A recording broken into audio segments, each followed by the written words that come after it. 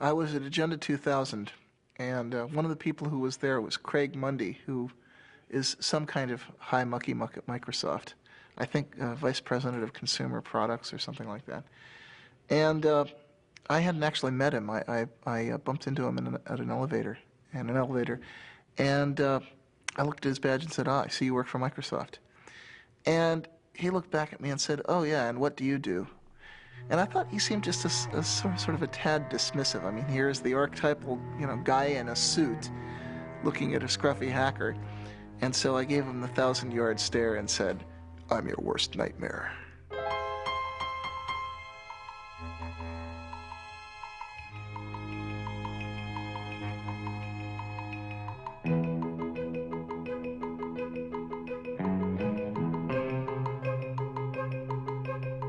For most of its short but colorful history, the computer industry has been dominated by the Windows operating system. But that could soon change, as Windows faces a strong challenge from Linux. Silicon Valley has long been the place to develop new technology, start new companies, and get really rich.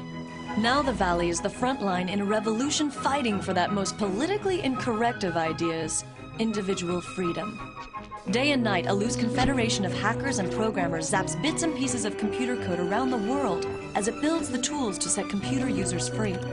Using open information and the free exchange of technology to achieve its goals, this revolution began in the 1980s with the free software movement and the GNU project, and now is most commonly associated with Linux and the open source movement.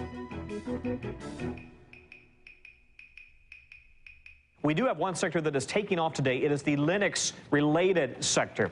And I thought this might be a good opportunity to say, what is Linux? And I'll answer this question for you. Many of you probably already know, but there are 12 million users out there. A computer operating system developed by hundreds of programmers collaborating on the internet, a challenge to Microsoft Windows NT, very popular for its speed, and so this is what the craze is about. To kind of explain what Linux is, you have to explain what an operating system is. And the thing about an operating system is that you're never ever supposed to see it, because nobody really uses an operating system. People use programs on their computer, and the only mission in life of an operating system is to help those programs run. So an operating system never does anything on its own. It's only waiting for the programs to ask for certain resources, or ask for a certain file on the disk, or ask for the programs to connect them to the outside world. And then the operating system steps in and tries to make it easy for people to write programs.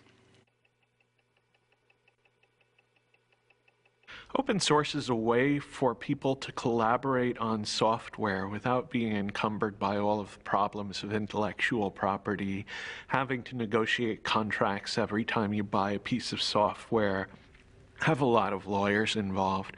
In general, we just want to get the software to work, and we want to be able to have people contribute fixes to that, etc.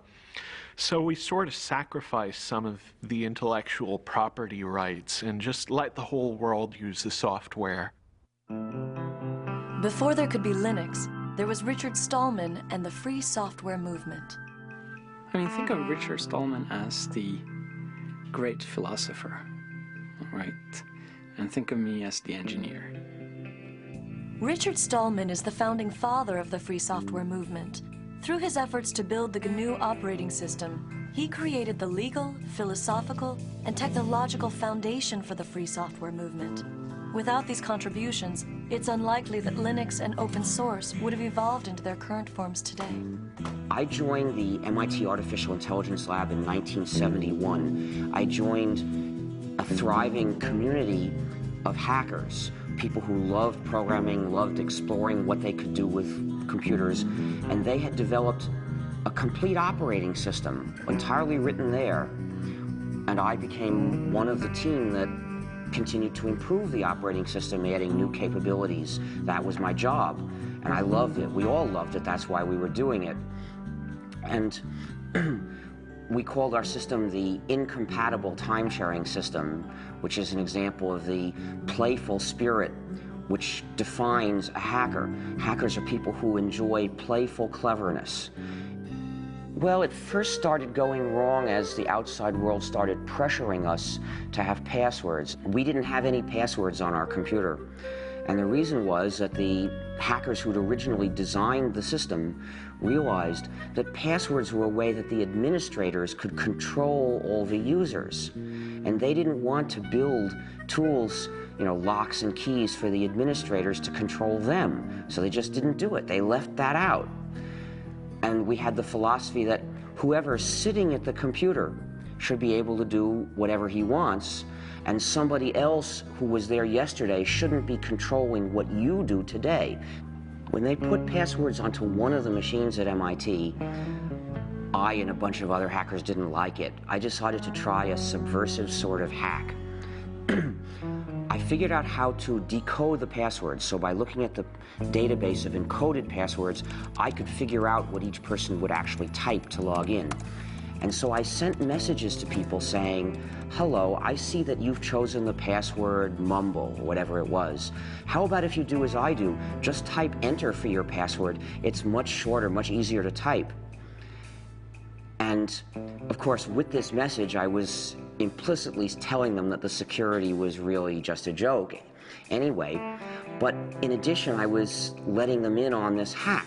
And eventually, a fifth of all the users on that computer joined me in using just enter as their passwords. Where did the ideas that led to what is now called open source, how did that begin? Who began that? Well, it actually began with the start of computers, because at that time, software was just passed around between people.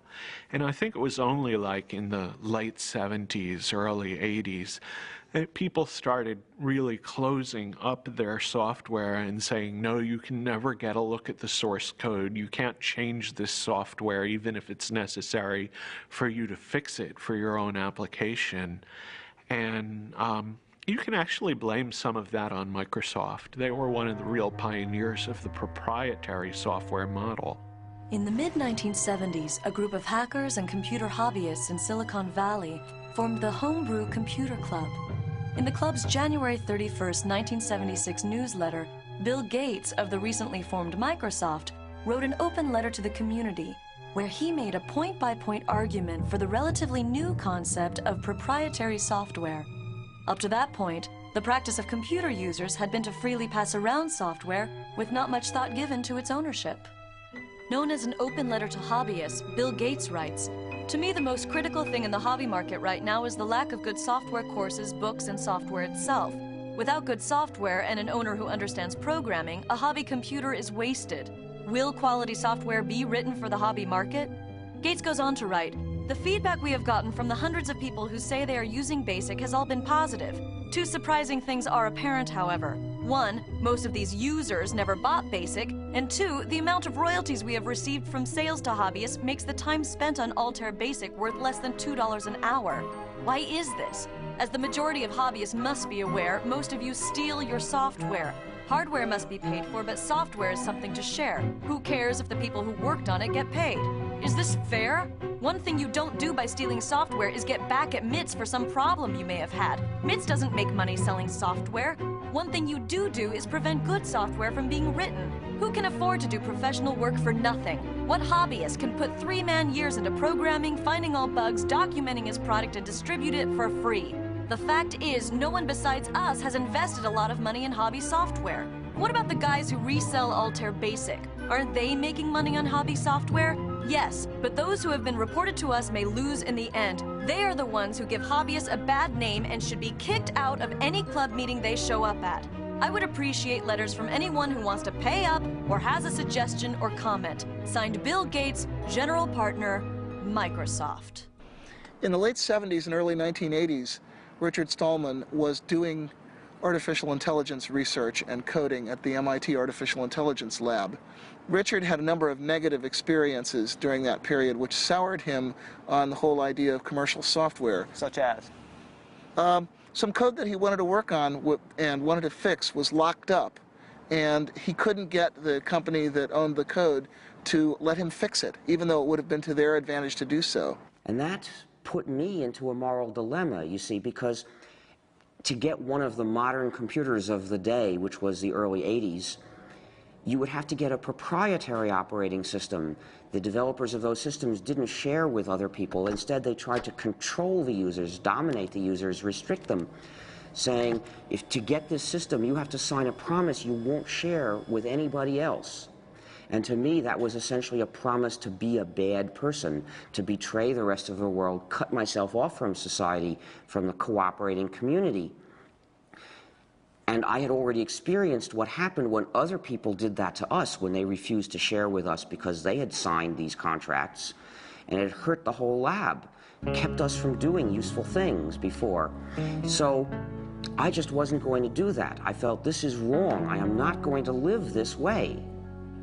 And from experiences like this, he developed a profound hostility to the idea of intellectual property in software. He eventually acted this out by founding the Free Software Foundation. So I looked for another alternative, and I realized I was an operating system developer.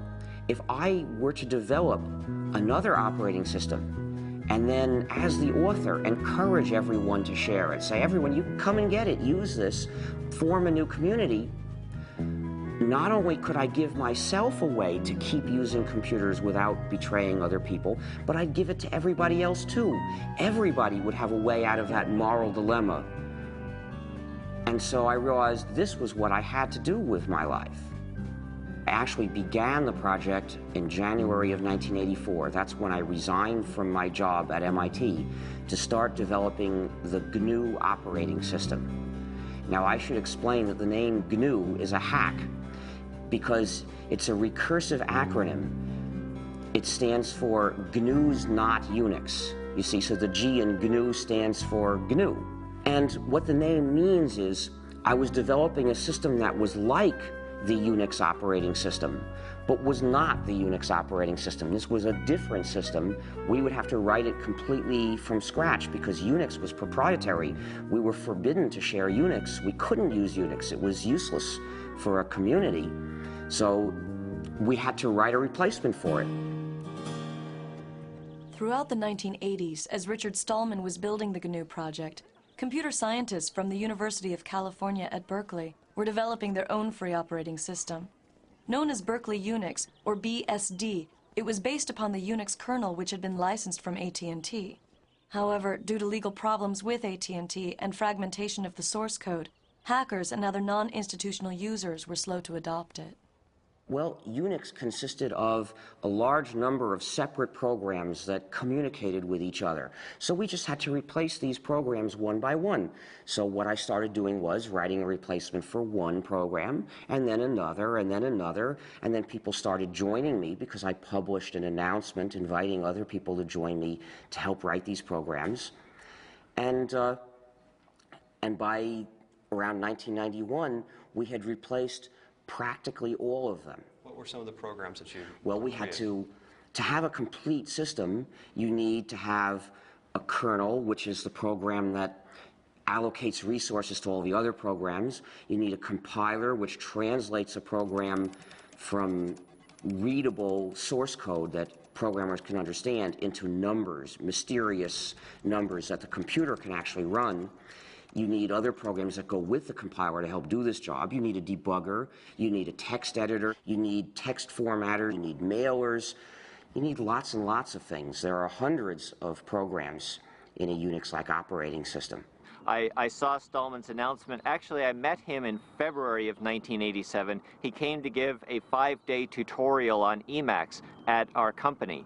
And during the day, he would explain new ways to think about Emacs and ways to extend and enhance it and to use the Emacs source code for better or worse. But in the evening, he was busily working on this compiler, and he had not yet released it to the public, so he was being a little bit careful about who got to see the source code. But I was very eager, and when he first announced it in June, I downloaded it immediately. I played with it. I got some pointers from him, and when I sent the source code back to him, he was very actually amazed at how quickly I was able to ramp up on his technology. Whenever we worked on something at Stanford or in the university, we would get, mostly at the time we were working off of machines from Digital Equipment or Sun, mostly Sun. Whenever we would get a Sun machine, the first thing we would do is we would spend literally days downloading GNU free software from the internet, building it and installing it on that Sun machine. The crucial thing about GNU is that it's free software. Now, free software refers not to price, but to freedom. So think of free speech, not free beer. The freedoms that I'm talking about are the freedoms to make changes if you want to, or hire somebody else to make changes for you if you're using the software for your business, to redistribute copies, to share with other people, and to make improvements and publish them so that other people can get the benefit of them too. Now, those are the freedoms that distinguish free software from non-free software. These are the freedoms that enable people to form a community. If you don't have all these freedoms, you're being divided and dominated by somebody. My first experience contributing to free software came in late 1989, early 1990. I was working as a graduate student at Stanford University on computer-aided design tools. One of the pieces I needed was a tool called a parser generator. Well, the Free Software Foundation under Richard Stallman had created a great tool called Bison. I needed a tool that worked with C++. Bison worked with C. I modified Bison to create something called Bison++. And it was a tremendous feeling of empowerment to be able to take a piece of software that was available and create what you needed in a very short piece of time by modifying it. I put it back on the internet, and I was amazed at the number of people that picked it up and started using it. In fact, I remember going to job interviews. I at various times considered just going out and getting a job, and I'd gone to a job interview, and I was talking with one of the people, and I started asking them about what tools they used, and they said, gee, we use Bison++, and I said, oh, I'm the author of Bison++. Free software generally does have a copyright, it does have an owner, and it has a license. It is not public domain. If we put the software in the public domain, somebody else would be able to make a little bit of changes and turn that into a proprietary software package, which means that the users would be running our software, but they wouldn't have freedom to cooperate and share. To prevent that, we use a technique called copyleft. The idea of copyleft is that it's copyright flipped over. And what we do is we say, this software is copyrighted, and we, the authors, give you permission to redistribute copies. So we give you permission to change it. We give you permission to add to it. But when you redistribute it, it has to be under these terms, no more and no less, so that whoever gets it from you also gets the freedom to cooperate with other people if he wants to. And then in this way, everywhere the software goes, the freedom goes too, and it becomes an inalienable right to cooperate with other people and form a community. And so what is that, the license? What is that? Well, copyleft being a general idea, in order to use it, you have to have a specific example.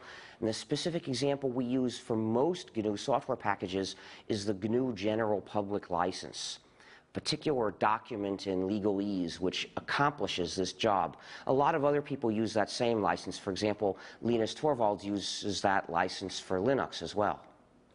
Well, the license I use is the GNU General Public License. That's the one that Richard Stallman wrote, and I think it's a really astounding contribution. It's one of the few software licenses that was written from the standpoint of the community rather than from the standpoint of protecting a company or, as is the case with the MIT and the BSD license, performing the goals of a government grant program. And the GPL is really unique in that it's not just a license, it's a whole philosophy that I think motivated the open source definition. I don't hide that a lot of what I do came from Stallman. A crucial step in the growth of GNU, Linux, and the free software movement was the creation of businesses based upon the software and philosophy. Ground zero for the beginning of the business phase was the Electronics Research Lab at Stanford University. Known as ERL, the lab was the place where the first GNU and Linux businesses found their inspiration. So right here is where ERL was.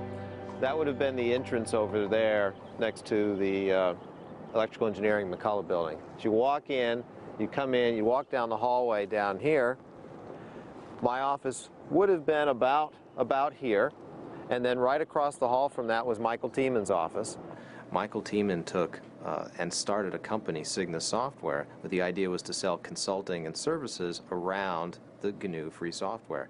And, well, Michael's done very well with Cygnus. Well, I spent a lot of time working out how we were going to make money, and in the original GNU Manifesto, which is the last chapter of the GNU Emacs manual, Stallman proposed a number of different possible ways to make money. From the beginning of the free software movement, I've had the idea that there's room in it for business to be done. One of the advantages of free software is that there's a free market for any kind of service or support. So if you are using software in your business and you want good support, you have a choice of people to go to for it.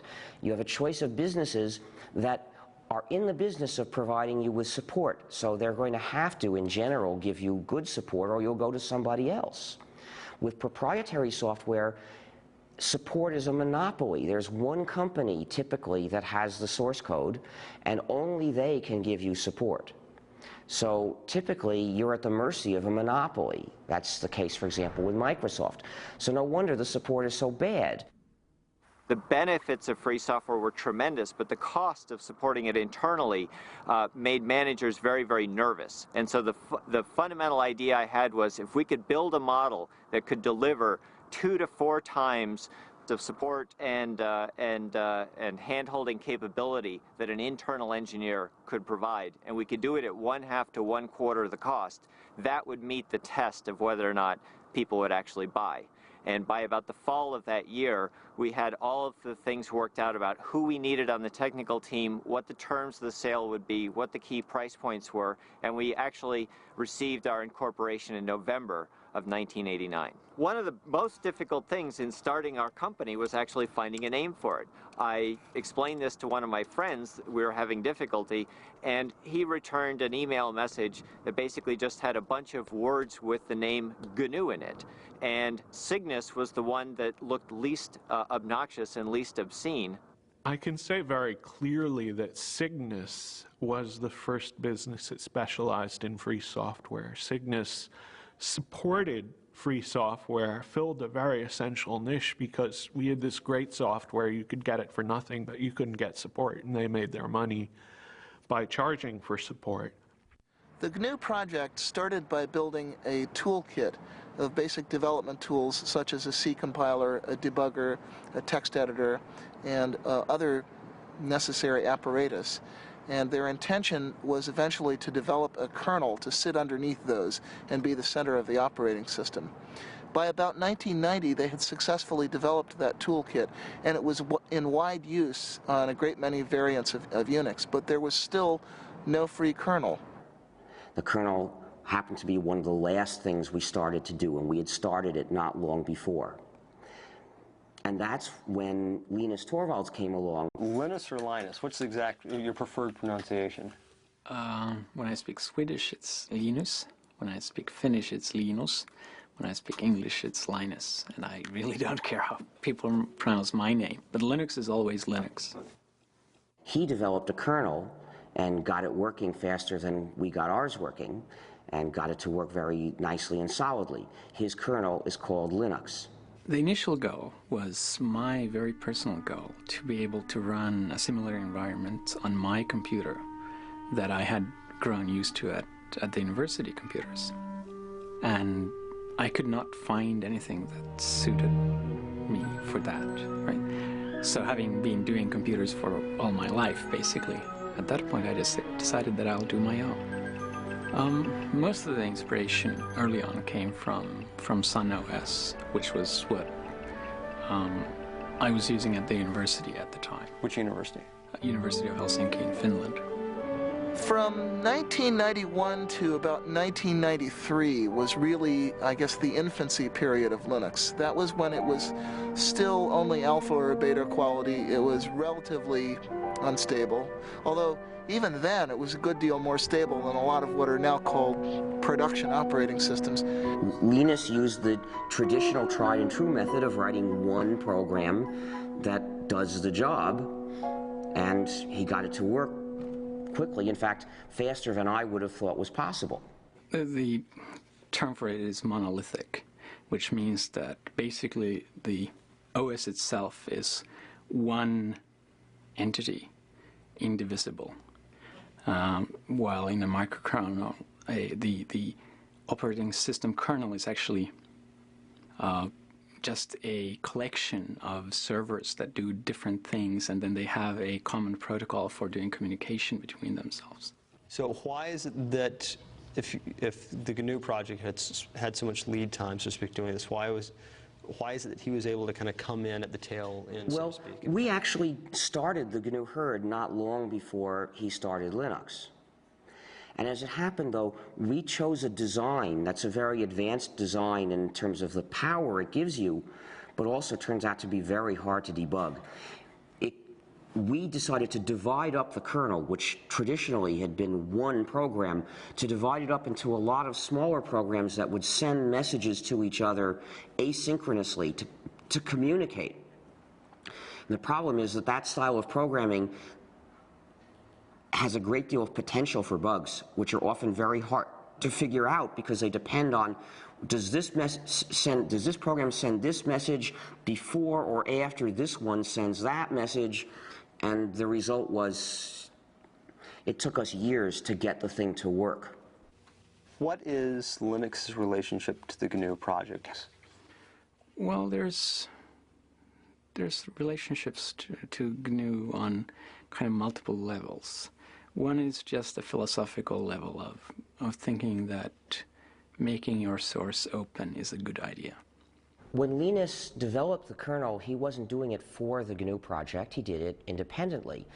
And he released it independently, and we didn't know about it. But some of the people who did know about it decided to look for what else they could find to put together with that kernel to make a whole system. And they looked around, and lo and behold, everything they needed was already available. What good fortune, they thought, but actually there was no chance about it. They had found all the pieces of the GNU system, which was missing just the kernel. So when they put all that together, really they were fitting Linux into the gap in the GNU system, but they didn't know that. There's a lot of these programs done by the Free Software Foundation and done by other people like Linux, and there's a symbiosis between Linux and the programs, so that the programs run on Linux and at the same time, and they take advantage of Linux as a platform, while Linux takes advantage of the programs by just being able to use them. What programs? For the main one is actually the GNU C compiler, which without a C compiler it would not have been possible to make Linux or most of the open programs available. Linux uses the GPL, and I agree with the kind of philosophy behind the GPL. That said, the GPL itself is not a very pretty document, which is probably just because no lawyers can ever be very pretty.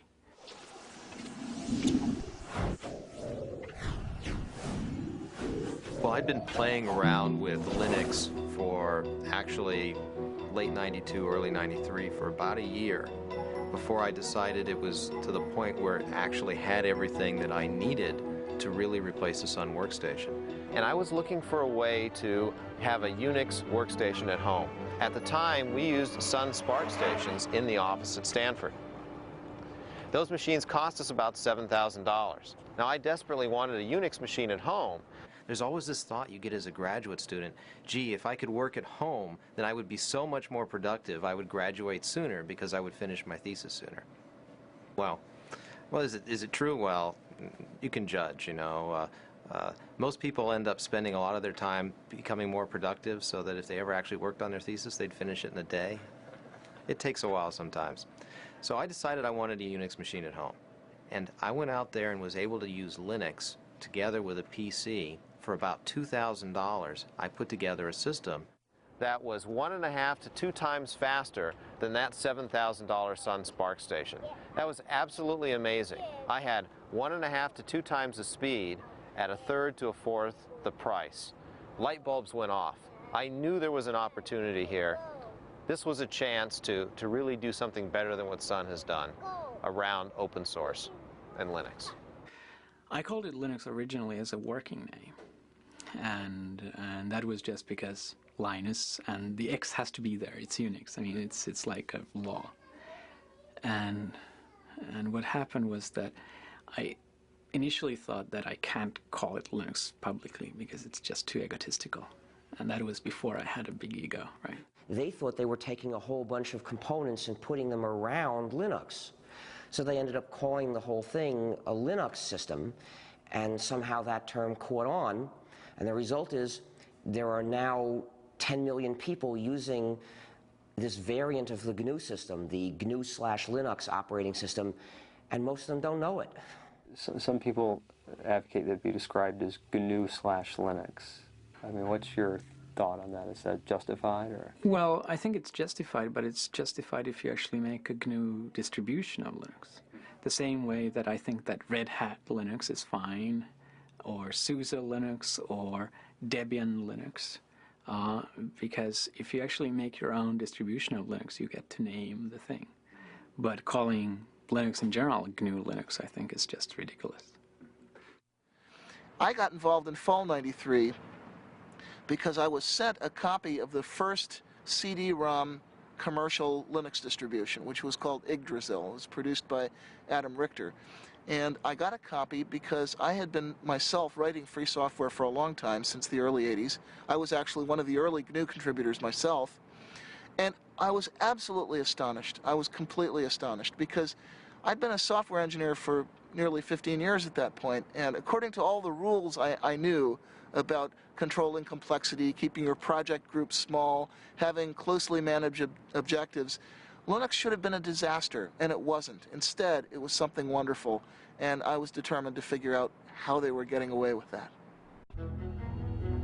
In order for Linux to grow beyond the world of the computer programmer, it needed a use, an application that made it a must-have technology. That threshold was crossed with the development of a program that made complex websites possible. That program is the Apache web server. The killer app of Linux was undoubtedly the Apache web server. If you look at the history of Linux, the adoption curve of Linux and the adoption curve of the internet exactly track each other.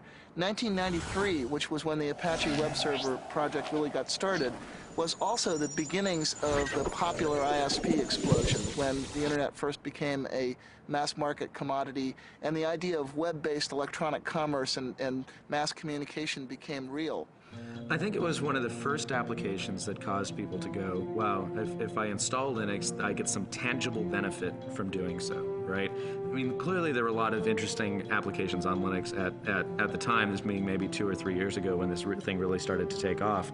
But there wasn't a driving, you could almost say business case for someone to use Linux versus using NT until, I think, Apache. And a lot of the things that plugged into Apache and enhanced Apache. I mean, when you went to go out and build a server farm, it was much more cost-effective, real dollar terms, to build it on Linux and Apache than it was to build it on IIS and NT, even if it meant that you had to spend a little bit of money to train your staff to learn how to use that or to find people who were knowledgeable. But the good news was that that knowledge wasn't very expensive because there are all these college students out there who had been using Linux for a long time and were very familiar with it. If you look at the trend curves in web servers, Apache has steadily been gaining in market share ever since. It's up to something like 66% now. It's steadily clobbered all of the closed source competition. And that's because it's more reliable, it's more flexible, it's more extensible. It does what webmasters actually need. And the combination of Apache and Linux found its way into a great many commercial shops. Essentially, Apache became the application that motivated internet service providers and e-commerce companies to choose Linux over Microsoft's Windows. It would probably run best on Linux and on FreeBSD, and the reason is the communities around those operating systems are also the communities that contribute the most back to Apache, right? And they were also the operating systems that internet service providers started using very heavily as well. And internet service providers really liked Apache because it allowed them to do a lot of different things that some of the commercial web servers didn't, such as the ability to host more than one website on a single box, which clearly if you're an ISP and you have 40,000 users and they all want their own website is going to be pretty important to you. One of the key factors in the growth of Linux was the creation of companies that specialized in the distribution and support of the operating system itself. Among these companies, Red Hat Software is the best known. Red Hat started as the product of Mark Ewing. While he was working at IBM, he wanted a little better Linux distribution. He started playing around, found out he spent more time maintaining his Linux distribution than he did working on his new project. So he sort of started the distribution itself. He met up with Bob Young, who at the time was running a company called ACC Bookstore, which was a mail-order PC Unix catalog. And Bob kind of knew he wanted something, more his own to market rather than reselling other people's products, and he was fairly good at marketing, and Mark knew he needed some marketing help because he was fairly good at the technical parts, so they kind of got together. I started working with Red Hat in May of 1995, basically right out of NC State, along with Eric Trowan, who me and him combined make up employees number 4 and 5. And we actually reported to work at an apartment that Mark Ewing used to live in. We took it over as kind of the development part of Red Hat Software, and stayed that way till about November of 1995 when a toilet we had in the apartment kind of exploded, flooded our downstairs neighbor, and she got a little upset, and the apartment folks found out we were running a business there instead of actually living there at the same time, so they decided to throw us out. So at that point we had about a week to go find our first office, which we did, and get ourselves moved in a hurry. So.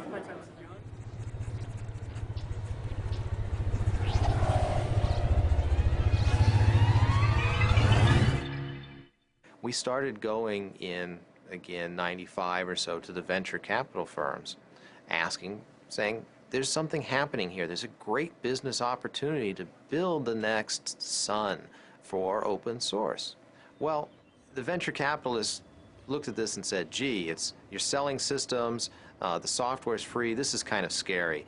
We're not sure that we want to put money in. And by the way, we funded other systems companies, and it hasn't really panned out. We're scared. I came to the U.S. about 3 years ago, and the reason really was that I'd been spending like 6 or 7 years at Helsinki University and decided that it was time to see the real world and not just university life. Especially this area had a lot of the most interesting work being done. So I just decided that let's try to move halfway across the world and give this a try, and it's turned out pretty well.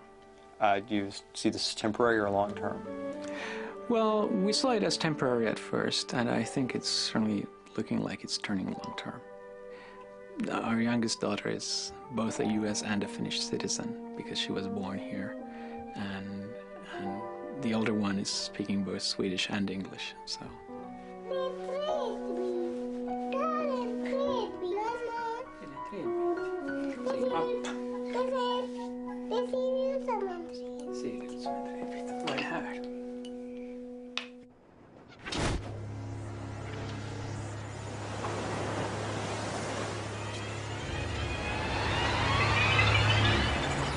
The next major event was one that I had a direct hand in. I wrote a paper called The Cathedral and the Bazaar, which was my observations, my anthropological analysis of what it was that made the open source world work. We didn't call it that then. We're still using the term free software primarily. So it was my observation of what made the free software world work and why we were able to produce extremely high quality software in spite of constantly violating all of the standard rules of software engineering. In that paper, I was setting up a contrast between two different styles of development, two opposed styles of development. One, which is the conventional closed development style, which I called the cathedral style. In that one, you have tight specification of objectives, small project groups which are run in a fairly hierarchical, authoritarian manner, and you have long release intervals.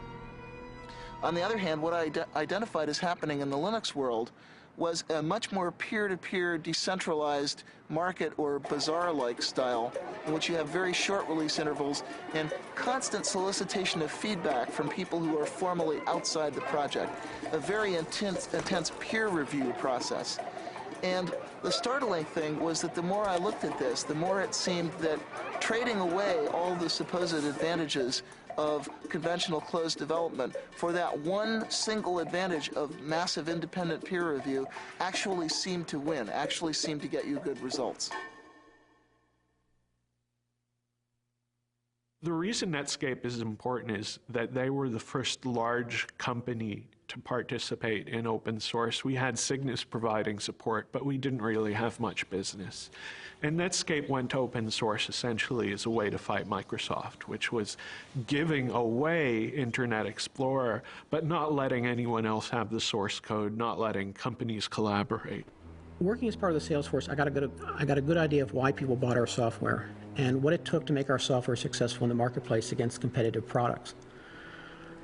However, the problem we were seeing is that as time went on, our software was being competed against by other people's software, particularly Microsoft's. And as time went on, the price of our software had to drop because other people were giving their software away at no charge or at little charge. No, the real problem was that they feared that Microsoft would achieve a monopoly lock on the browser market, and they would then use that monopoly lock to pervert, actually, the HTTP and HTML standards that the web depends on. And once they had turned those standards into lock-in devices, they could then use that control to drive Netscape out of the server market, which is where it was making its real money. My concern was that as time went on, Netscape's business would be threatened by the fact that we didn't have enough people to do all the things we needed to do as a company in order to keep our software viable in the marketplace. The Netscape release happened in early 1998, and I was told later, I had no idea at the time, that it came about as a direct result of the right people having read The Cathedral and the Bazaar.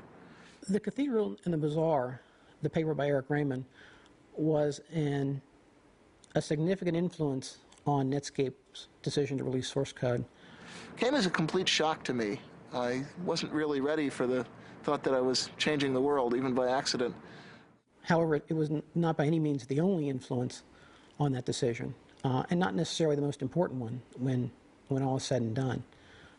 As I said, Netscape had already been talking about releasing source code for quite some time before anybody had ever heard of Eric's paper. Linux Congress in early 1997, which was the first place that I gave that paper. And one of the people who heard it was Tim O'Reilly of O'Reilly Associates. And he thought it was pretty intriguing.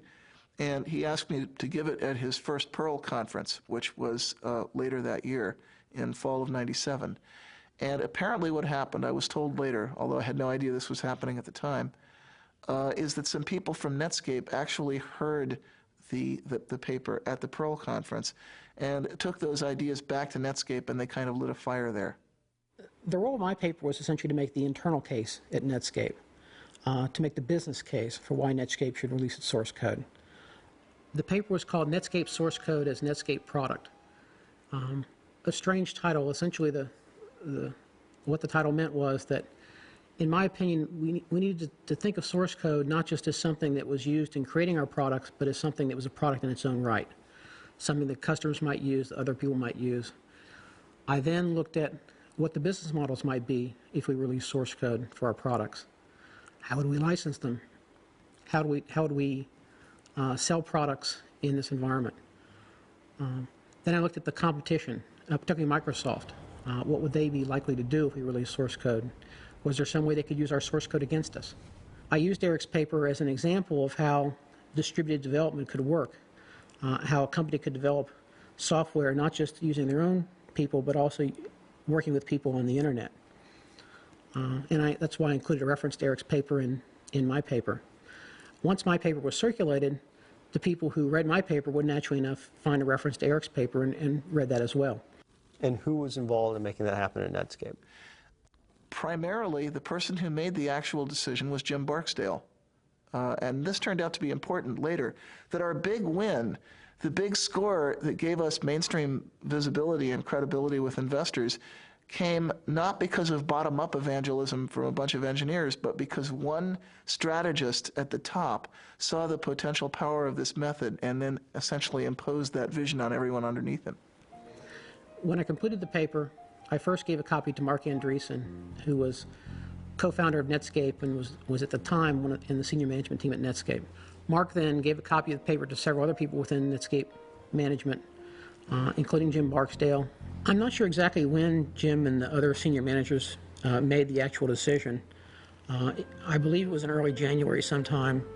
Netscape actually announced that it was going to release the source code on January 22nd, at the same time that they released that they were going to give Communicator away for free. When Netscape decided to release the source code, people sort of got a wake-up notice that said, you know, hey, maybe there is something to this idea of releasing source code and doing development with people outside your company. So Netscape's decision brought a lot of public attention to the idea of free software, what became known as open source, and brought a lot of attention to the Linux operating system, which was one of the most prominent examples of open source software at that time.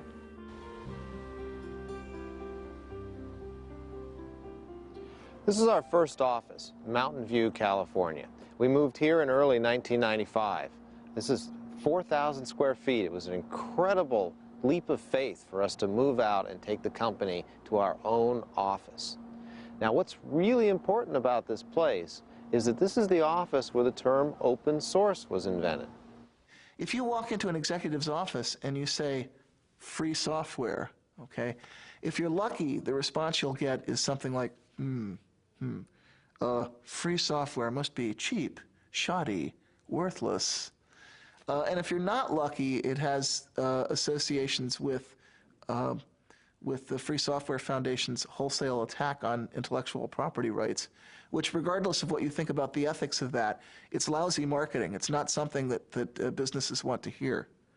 So Eric Raymond knew that there was a problem. We'd been calling this free software, but people took the term free and associated with free of charge. They thought that you couldn't make money or you couldn't sell, which is exactly the wrong concept. We wanted to get across the idea that the software was open and that the source code was available. Very important pieces. We had this meeting at the VA offices in Mountain View where Eric, myself, and Christine Peterson from the Forsyth Institute joined us, as well as several other people. Christine Peterson was there by phone. John Mad Dog Hall was also there by phone. A guy named Todd Anderson, who later worked for SUSE for a while, was there. Sam Achman, who now runs Penguin Computing, was there. He was an employee of VA at the time. Well, we came up with the concept of open source. We called Linus, in fact, and asked Linus if he liked it. He was interested. He liked it. Eventually, we came up with something that replaced free software. So that was the beginning of open source. How did you choose the words open source? Do you remember? You know, I think Christine Peterson was the person who really came up with the idea. We wanted, again, the idea that the source code was out there and it was open. There weren't many choices. Well, since the first three recipients have spoken for the open source movement, I think I should speak about the free software movement. The open source movement focuses on practical advantages that you can get by having a community of users who can cooperate on interchanging and improving software. I agree completely with the points they make about that. The reason why my views are different, why I am in the free software movement rather than the open source movement, is that I believe there's something more important at stake, that freedom to cooperate with other people, freedom to have a community is important for our quality of life. It's important for having a good society that we can live in, and that is, in my view, even more important than having powerful and reliable software. But I think some of the people in the free software camp are a little scared by the commercialization. And, you know, of course, a rebel is put off by success. I think that commercialization is very important. We want to mainstream this software. And I work with Richard Stallman, who's the gray-haired man of free software, on a regular basis. And I don't feel I have any philosophical differences. Me as author of the open source definition, and he is originator of free software as an organized thing, except for one thing. Richard wants all software to be free, and I think that free software and non-free software should coexist. That's the only difference we have. we decided early on that what we needed a definition. We needed a kind of meta license to define the term open source. And what we came up with is a document called the Open Source Definition. It's derived from the Debian Free Software Guidelines that were originally written by Bruce Perens. I had written the original draft of that, discussed it for a month with the Debian developers. Debian is a Linux distribution, and made it their project policy. And Eric and I decided to relabel what we'd written for Debian as the open source definition, and to say open source is software that gives you a list of 9 rights, which is in the open source definition. The first right is free redistribution. This doesn't mean free as in no price, it means liberty. You have to be free to redistribute your software to someone else, and actually no price is a side effect. You can charge for that redistribution or not. It has to come with source code so that someone can maintain a program. If they go from a PC to a Mac, for example, they can change the software. Derived works have to be possible. If someone has to improve your program, they should be able to distribute the result. There's a provision about integrity of the author's source code, which says that the author can sort of maintain their honor, and if you make a change, you might have to change the name of the program or mark out your change very clearly so that your change doesn't reflect on the author.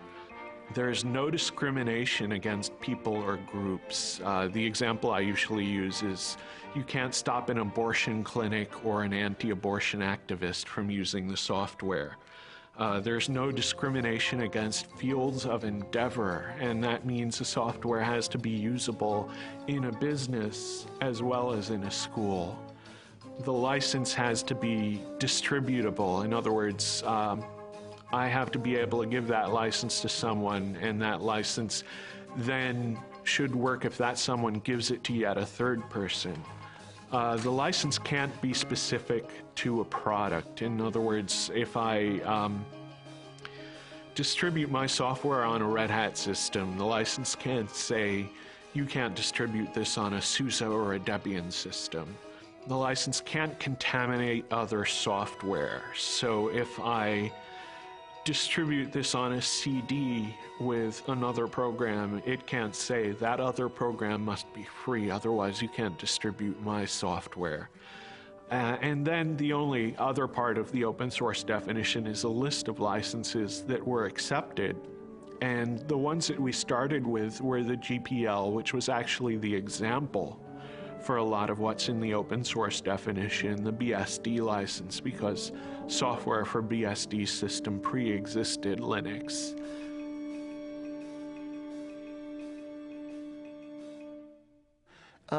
I think the next moment that I thought was really pivotal was when the database vendors flipped over, which happened about 3 months sooner than I expected it to. It actually happened in late July, early August, that we got commitments to do Tier 1 ports from Oracle and Sybase and the other key database vendors. And why was that critical? Because we knew that in order for the open source story to be credible, and especially in order for the Linux story to be credible, we'd have to get commitments from independent software vendors to do ports of their applications to these platforms. And I was actually kind of worried. I felt that we were in a window of vulnerability between the time that we announced the open source campaign and the database vendors flipped over. That was the point at which hostile action by Microsoft or other closed source software companies, that was the point at which a serious marketing blitz might actually have sunk us. But once the big database vendors flipped over, that opened the way for other ISVs. That started a snowball effect going. Every 6 months or so, I would come back to the venture capitalists and I would show them the new numbers, showing more and more people adopting Linux, the new people porting, new users, and I'd show them our customer list. And our customer list was getting much more impressive. It was people like Cisco that were beginning to appear. People like, the .com companies were starting to show up on our customer list. And eventually the venture capitalists, they kept looking at it and they kept saying, oh, we can't quite do it. Finally, Linus appeared on the cover of Fortune because there was something happening with open source. Well, at that point, the the venture capitalists couldn't ignore it. They just got sick of hearing about Linux everywhere, and they got tired of me just, showing it to them every at that point, almost every week. So they decided it was time to invest, that there was something happening. Well, I announced open source to the world on the internet. I did a lot of the early administrative work of starting the open source initiative. And I think 6 months later, I was reading the words open source in the news all the time and was totally astounded. And a year later, I believe Microsoft was talking about releasing some source code. And someone in the press asked Steve Ballmer if they were going to open source their code. And Steve Ballmer said, well, open source means more than just releasing the source code. And I realized that he had read my document and understood it and was now telling the press about this. Now, if you're like just a guy on the net who's not doing this for a job at all, and you sort of write a manifesto and it spreads out through the world, and a year later the vice president of Microsoft is talking about that, you'd think you were on drugs, wouldn't you? But that's what really happened.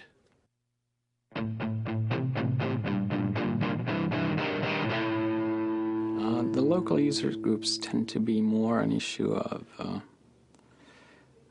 building a social network, especially getting people familiarized with the issues, also just acting as a kind of support network for people who do not, for example, have the ability to pay for a commercial support network.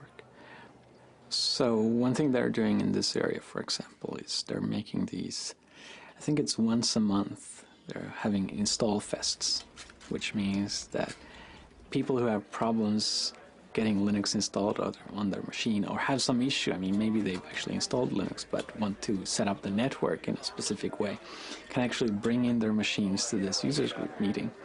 And there's a lot of people that are willing to help who've maybe seen that problem before.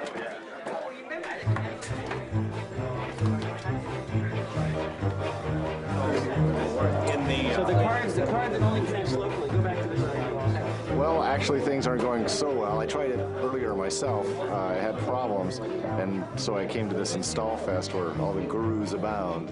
Hopefully I'll have better luck getting it in. Instead of sending emails or writing to news groups on the internet and waiting several days for the answer sometimes, it's easy to come here and find other people who might know about your problem and may be able to help you. And hopefully within a few hours you have your machine installed. Originally I wanted to install on my larger laptop, and so I just did a search on the net and found where there were resources to get help. And I'm here today because I'm trying to put Linux on this little guy right here, which is a Toshiba Libretto. And it's not the easiest thing in the world to do because it's a weird piece of hardware. So, are there any chairs around here?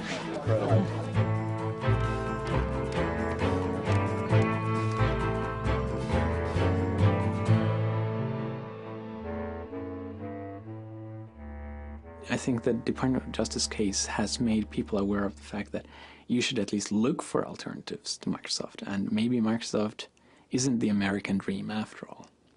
And that kind of shift in perception, you can very clearly see that people just took Microsoft for granted.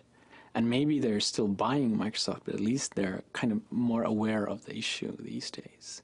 Microsoft actually used Linux as defense. They used Linux to ground a claim that they don't have a monopoly because Linux could essentially push them off their catbird seat at any time.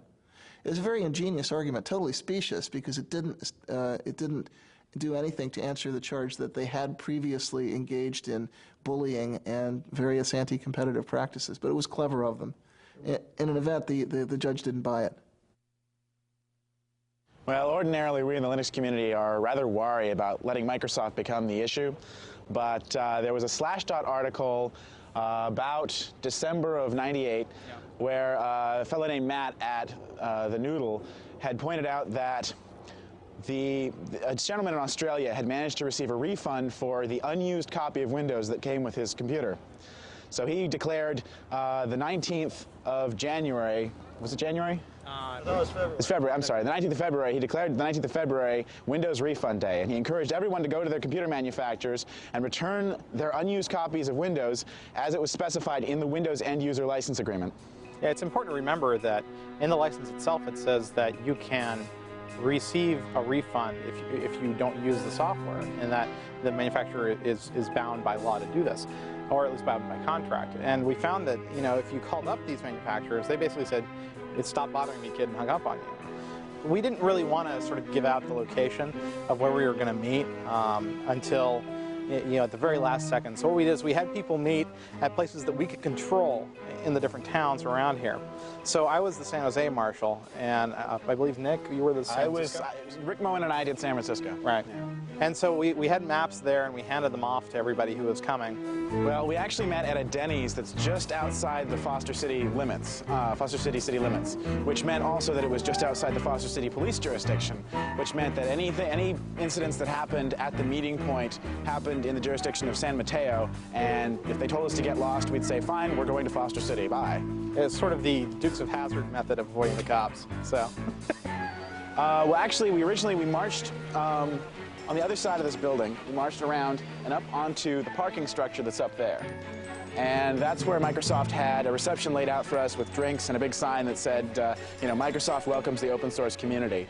And the local news cameras got shots of Eric Raymond and the Microsoft representative. The Microsoft story seemed to mostly be that this was not an issue for Microsoft, but rather from the OEMs. So we all needed to go back to our computer manufacturers and try yet again to try and get a refund from them. We responded to them saying, you know, we've tried that, it's not possible. We need Microsoft to take action at this point. And they just repeated the tagline over and over again. You need to go to the OEMs, the manufacturers, and get your refunds there. We had about 150 people, probably about half of which had signs and such, so. Well, we ended up actually right in this courtyard here.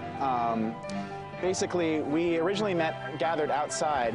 Various people sent groups in. People from the FreeBSD camp sent a couple folks in. We had Eric Raymond and Chris actually tried to go up eventually. And, they had blocked the elevators off to us. Where were their offices? Their offices are right up here on the 9th floor.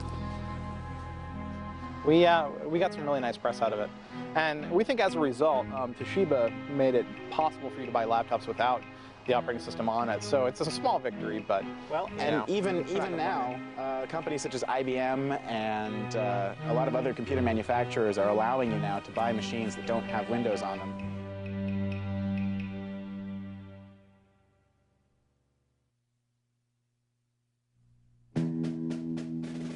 You know, when I was a kid and I went to school, the teachers were trying to teach us to share. They said if you bring some candy, you can't eat it all yourself, you've got to share it with the other kids. But now the administration says teachers should be teaching kids to say yes to licensing. If you bring some software to school, oh no, don't share it. Sharing means you're a pirate. Sharing means you'll be put in jail.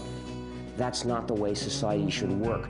We need the goodwill, the willingness to help other people, at least when it's not too hard, because that's the basis of society. That's the fundamental resource that gives us a society instead of a dog-eat-dog jungle. So what about people that say that if you have rampant piracy, it will eliminate the profit motive, and then in the creative works software will not be? Well, they're wrong on both counts. For one thing, people are making a profit from developing free software, but for another, the freedom to have a community is more important. People that casually look at open source free software and think, well, because you're supposed to share and do it for people's goodwill, doesn't that seem somewhat communist? What's your response? Absolute nonsense. It makes me really angry when people do that. Well, back in 1989, actually, communism would have been a compliment. The word that people were using at that time was crazy. I wanted them to use capitalism. Communism is an ideology that forces people to share. If you don't share, you get thrown in jail or killed. In 1990, we got a visit from a director of an institute in Moscow University. And actually, I saw him in Helsinki just 2 weeks ago.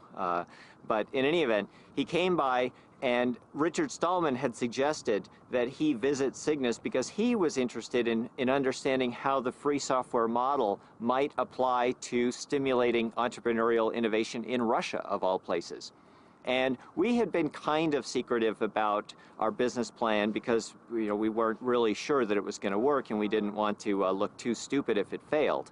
But I was very, very open with him, and the more I told him, the more he started shaking his head like this.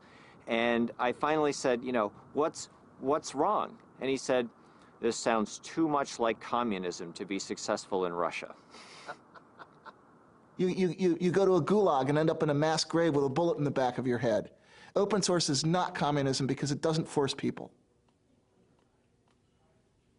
Karl Marx did not invent helping your neighbor. It's not communist to have a commons. A commons existed long before communism as a philosophy of government. There are many commons in our lives. For example, we drive on the highway, something that is maintained for our common good. Actually, labeling our business model means that it misses the point a little bit. Whether it's communist or whether it's capitalist, the label doesn't matter. The real question is, how much value can you deliver? How scalable is the business? What kind of problems, what kind of rate of innovation can you sustain? And then however you want to label that is really up to you.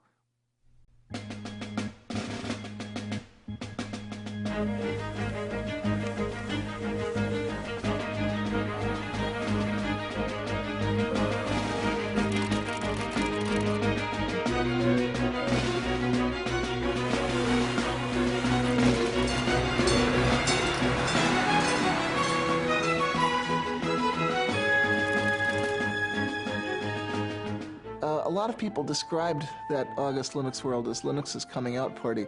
Linus Torvalds was very funny about that. He said, what, was Linux gay? But some people said, yeah, that was our debutante ball. That was when the Linux guys, the hardcore hackers, really got it together with the suits.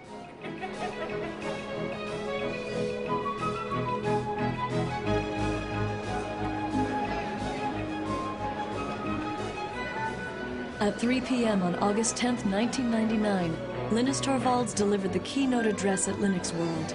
The crowd of 6,000 people began lining up at 12 noon.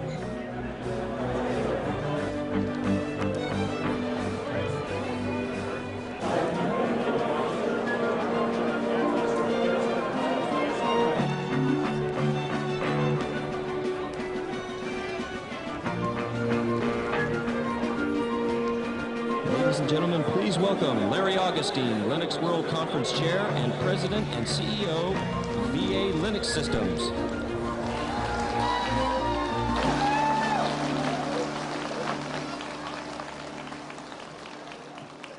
These guys have to clap. I pay them.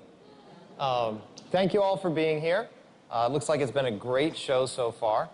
If you'll indulge me for a moment, I'm going to try and avoid the glare of the lights and just I still think there's a lot of people, even though this is the second show, I still think there's a lot of people who don't quite get what it is that's so exciting about Linux. There's this great show going on next door, there's huge exhibits and everything, but it's the people out here that are the real contributors, not those companies. The person on next, I know you all know, so I don't have to give anything in the way of introduction. Ladies and gentlemen, I give you Linus Torvalds. Linus.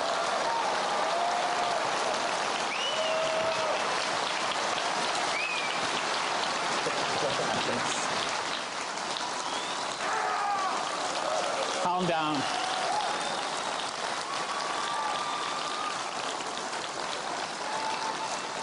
Calm down. Say, ooh. Yes. I don't want to just give one of my normal talks because I find them boring. Probably by now most of you find them boring too because you've heard them like 10 times.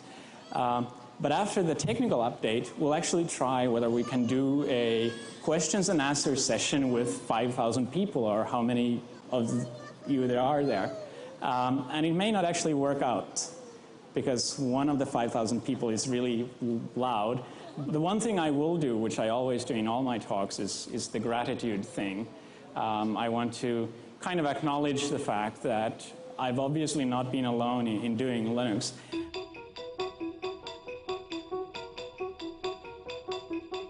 Red Hat up 228%. This is the IPO that everybody was waiting for. They, of course, are behind the Linux operating software. RHAT.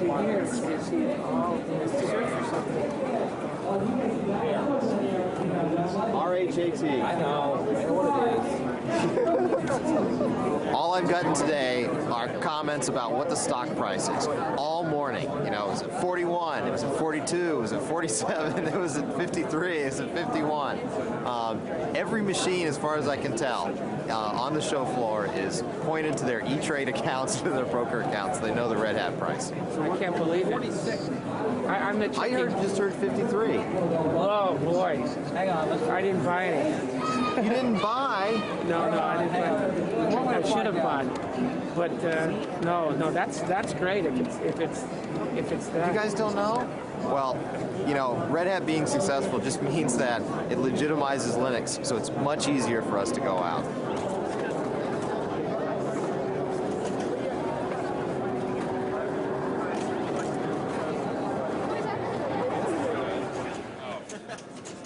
Yeah, our made-for-digital homoerotic adventure tapes. The government confiscated that one. Yeah.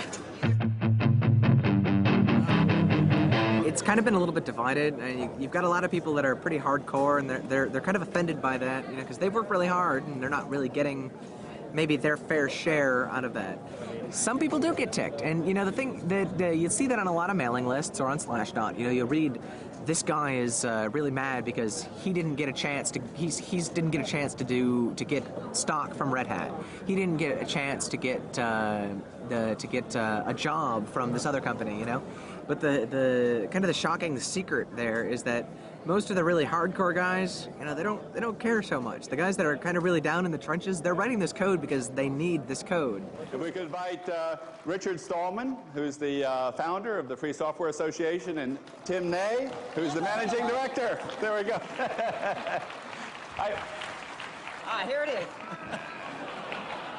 Richard, I saw you playing your recorder in Paris at that Linux conference, but I didn't have an audio track. So would you get them to add audio to their video downstream next time? I don't have any control over that. Unfortunately, those things can only be done with non-free software. Okay. All right.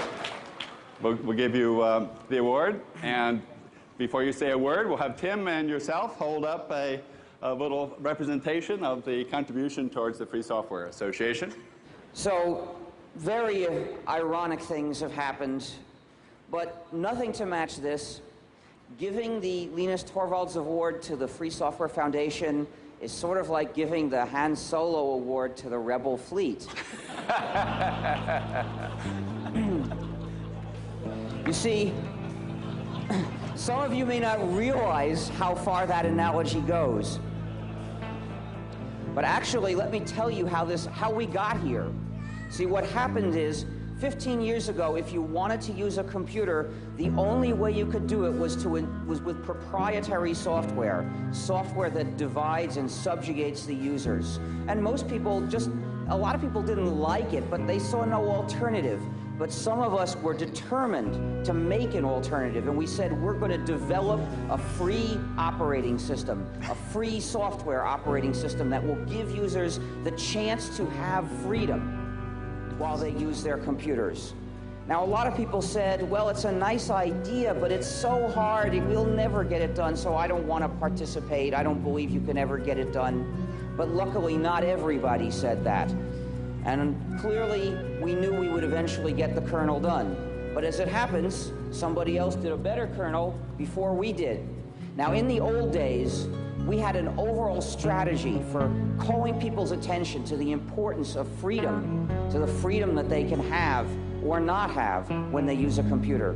Well, what can we do about it? As far as I can tell, the only workable way of trying to change this and make that strategy work again is to spread the word that the operating system you're using is actually the GNU system, somewhat modified, of course.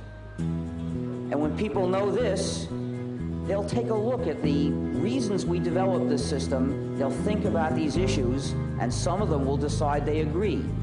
So I ask people, please tell people this is the GNU system. It's the combination of GNU and Linux, so we can call it GNU/Linux.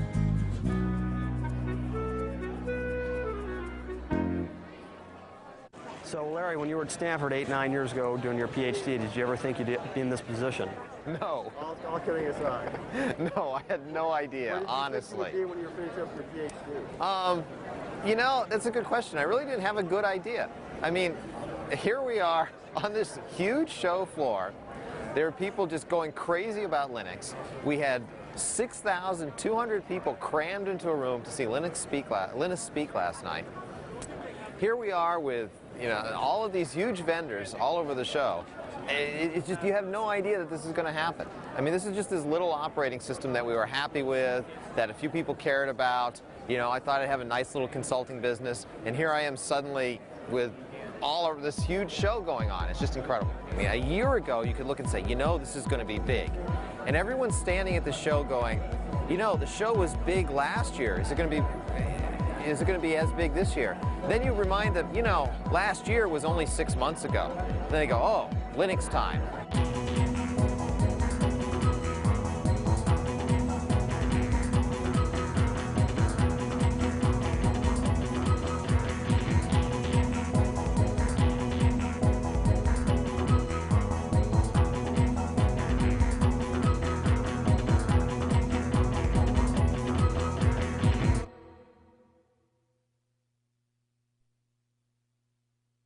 So leading up to the IPO, we had arrived actually in San Diego on Tuesday night. We spent Wednesday morning meeting investors in San Diego. We flew up to San Francisco. We spent Wednesday afternoon meeting investment firms in San Francisco. Then on the Thursday morning of the IPO is when our stock would be traded publicly. So it was nice that we had ended the tour in San Francisco, because we could go to the Credit Suisse trading desk the next morning to watch the public offering. And in San Francisco, being close enough to the company and to our families, we could invite people up to actually join us in the first trade. So I invited my wife, and we invited Linus and Tova and a number of other friends and people who worked in the company to join us. Whenever we invite Linus and Tova, they have 2 young children, and I have a daughter, Andrea, and we always bring the kids along. So we went into the Credit Suisse trading floor with all these traders, and there are these 3-year-old kids running around and chasing each other around the show around the trading floor. So Linus and I walked in, and we walked up into the trading floor, and everyone was very excited, and we kept asking them, well, how's it going? Are things going okay? And they said, oh, it's we're really excited. We think things are going well. We don't want to say, you know, we don't want to jinx anything. We walked in, there was a big screen TV showing CNBC, and it was amazing to us, but the theme for the day was Linux.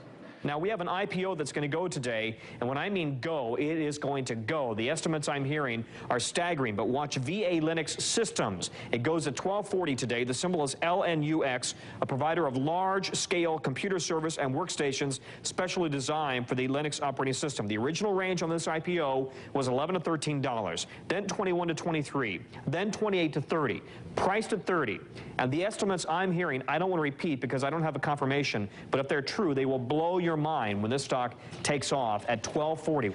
I turned to Linus and I said, gee, did you ever think, you know, you'd walk in here someday and Linux would be the theme on CNBC? And you know, Linus in his joking way said, oh, absolutely.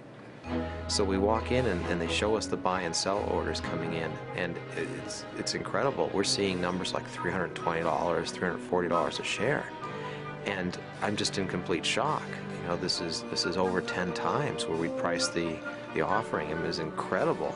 And I remember Linus just kind of sort of patting me on the back and saying, just, you know, relax. And it was pretty exciting to see that. I mean, it was just amazing. We were stunned. We were lucky that we were able to get back to the offices. We'd been in San Francisco, so we could come back to VA's offices to see everyone in the office for the IPO. We got back, we had, everyone was obviously very excited. The IPO had done just tremendously well. We had a little party that we put together. It was interesting, while we were celebrating, though, there were plenty of people that were still trying to work. I recall cries of, "Be quiet, we're on the phone, we're working," as we went into the offices. One of the things I did was I gave the roadshow presentation for the employees back at the office so they could have an idea of what we'd been telling investors and understand exactly what we'd put together for them. But again, the story of the day is VA Linux now up 766% to $235 to $265. Sue, the best performing IPO ever. Here it goes. Sycamore Networks was priced at $38, surged to $270. This has just beat it. And by the way... So how do you feel about potentially billions of dollars of wealth being created from your creation, but you're not necessarily directly cashing out? So if I hadn't made Linux available, I mean, I wouldn't have gotten any money that way either. So I mean, it's a win-win situation. Just the fact that there are a lot of commercial companies means that there are a lot of Linux people who used to work on Linux kind of on the side. And now they get paid for doing what they wanted to do. And that helps me in the sense that I wanted them to work on Linux anyway.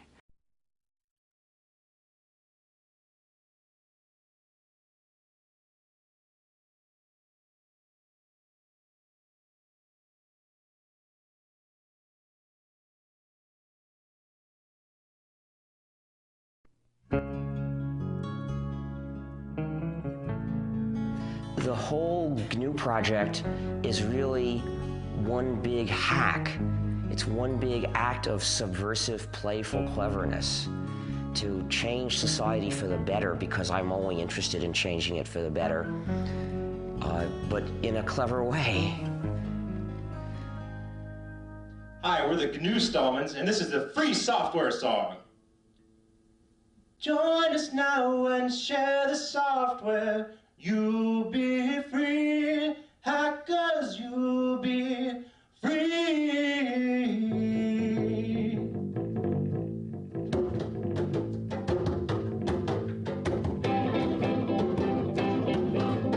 Orders may get piles of money, that is true. Hackers, that is true. But they cannot help their neighbor, that ain't good. Hackers, that ain't good.